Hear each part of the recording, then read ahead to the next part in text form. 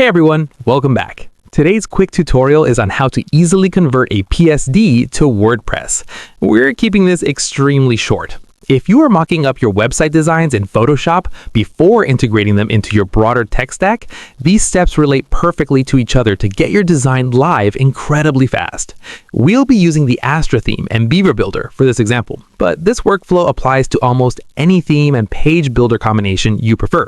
First, you need to install and activate both the Astra theme and the Beaver Builder plugin directly on your WordPress development site. If you're utilizing Astra Pro, make sure to install that premium plugin as well, and immediately enable the specific modules you plan to use for your website's functionality. Next, head straight into the WordPress customizer to establish your global layout and styling. This is arguably the most crucial step of the entire process. You need to meticulously go through every tab to dial in your typography, colors, and overall page layout so the underlying foundation perfectly matches the exact specifications of your original PSD file.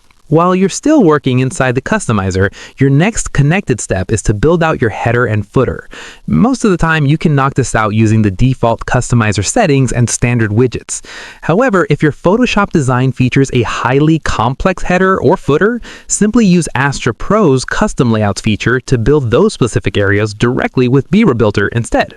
Finally, open up Beaver Builder and configure your page builder's global settings to ensure your margins, padding, and row layouts align seamlessly with the custom styling you just set up. That is the entire core workflow to turn a static design into a fully functional site. If this quick video helped streamline your development process, please smash that like button and subscribe for more straight-to-the-point tech tutorials.